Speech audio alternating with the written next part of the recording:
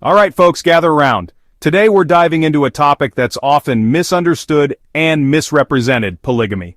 Now before you jump to conclusions, let's be clear, this isn't about sensationalism or taking sides. We're here to unpack the nuances, the historical context, and the actual lived experiences surrounding this complex issue.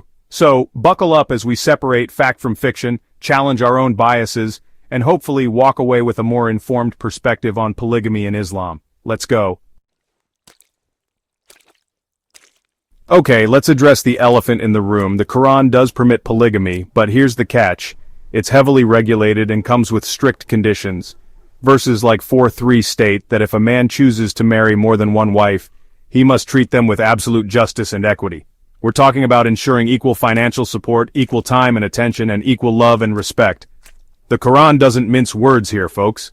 It even says that if a man feels he cannot uphold this level of justice, then guess what? He's only allowed to marry one wife.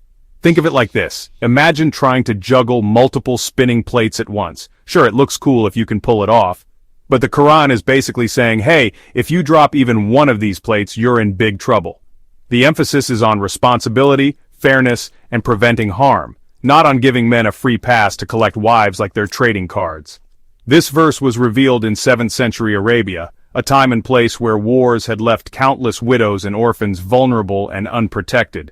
Polygamy, in this specific context, served as a social safety net, a way to ensure the well-being of women and children who had lost their husbands and fathers. Times have changed, societies have evolved, and we'll get to the modern-day implications of polygamy later.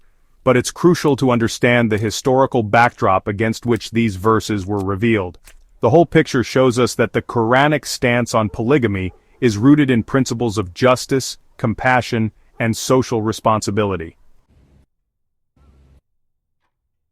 Alright, let's rewind the clock even further. Before Islam, polygamy was already a common practice in various cultures, including pre-Islamic Arabia, but it often lacked any kind of moral or ethical framework. Women were treated as property, with little to no rights or say in matters of marriage. Then came Islam, challenging the status quo and revolutionizing the rights of women. It limited the number of wives a man could have, mandated their fair treatment, and gave women the right to inherit property, divorce, and even stipulate conditions in their marriage contracts. Polygamy, within this new framework, was no longer about male entitlement, but about providing for and protecting women, especially in times of war and instability. For instance, if a woman's husband died in battle, becoming a second wife to a respectable man ensured her safety and financial security, as well as that of her children.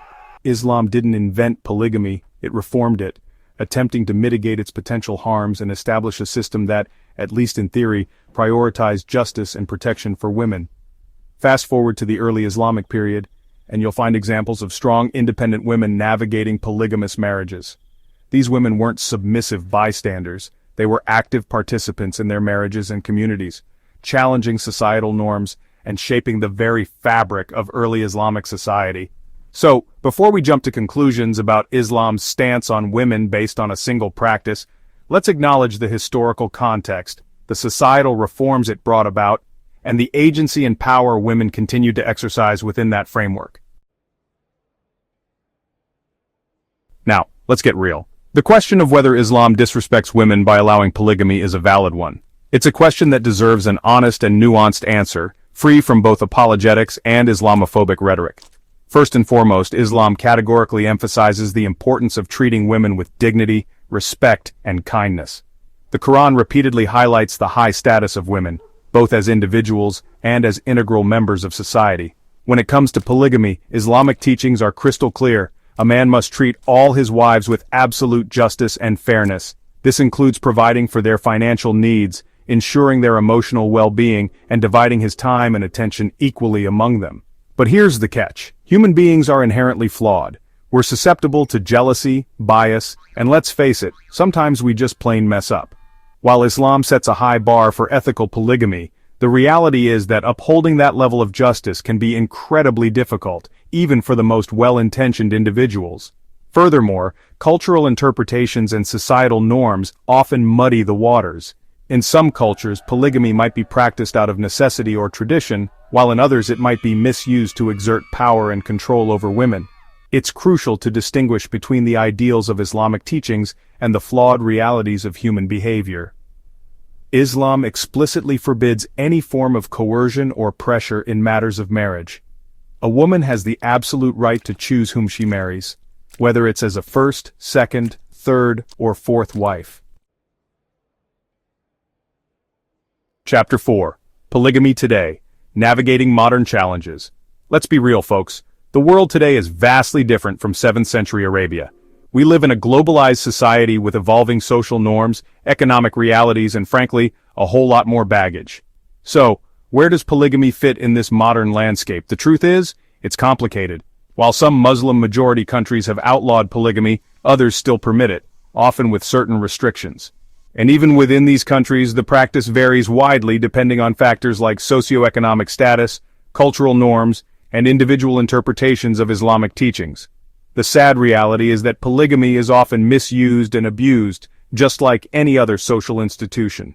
We've seen cases where men exploit the system, marrying multiple wives without fulfilling their responsibilities or treating them fairly.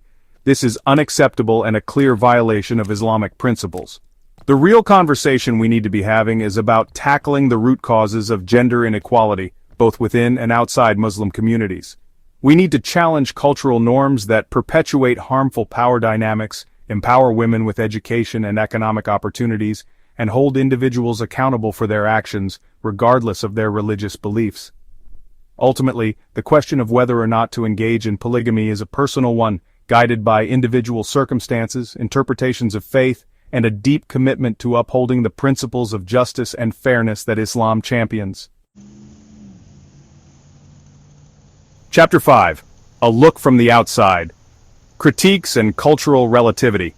Okay, let's switch gears for a second and acknowledge the elephant in the room, the Western world's fascination, and let's be real, often disgust, with the concept of polygamy. We've all seen the headlines, the documentaries, the reality TV shows that paint a very specific and often skewed picture of this practice. Now, I'm not saying that all criticism is invalid. It's perfectly valid to question a practice that seems foreign or even contradictory to one's own cultural values. But here's the thing, judging an entire culture or religion based on a single practice without understanding its historical context, its nuances, and its internal debates, well, that's where things get dicey. It's easy to sit on a pedestal of supposed moral superiority and condemn something we don't fully understand. But let's not pretend that Western societies have a perfect track record when it comes to relationships and marriage. The truth is, every culture has its own set of norms and values when it comes to love, marriage, and family. And while we might not always agree with or understand those norms, it's crucial to approach these conversations with empathy, respect, and a willingness to learn. Chapter 6. Beyond the Headlines, Understanding, Not Judging. So, after this deep dive, where do we stand on the question of whether Islam disrespects women by allowing polygamy? Well, as you've probably gathered by now, it's not a simple yes or no answer. Islam, like any religion, is interpreted and practiced in diverse ways. While its core teachings emphasize justice, fairness, and the importance of treating women with dignity and respect, the reality on the ground can be far more complex. We've seen how historical context, cultural norms, and individual interpretations all play a role in shaping how polygamy is understood and practiced. Ultimately, it's not about blindly defending or condemning a practice, but about engaging in nuanced, informed conversations that move beyond simplistic narratives and stereotypes. It's about recognizing the diversity of experiences within Muslim communities and challenging ourselves to approach this topic with sensitivity and respect. So, the next time you come across a headline about polygamy in Islam, take a moment to pause before jumping to conclusions. Outro, keeping the conversation going. That was a lot to unpack, right? But hey, complex issues require nuanced conversations, and I appreciate you sticking with me through that journey. If you found this video insightful, even if you don't necessarily agree with everything, do me a favor and hit that like button and share it with your friends. Let's keep this conversation going, challenge our own biases, and work towards a more informed and empathetic understanding of the world around us. And hey, if you're hungry for more deep dives into topics that make you think, hit that subscribe button and join the fam. Until next time, peace out.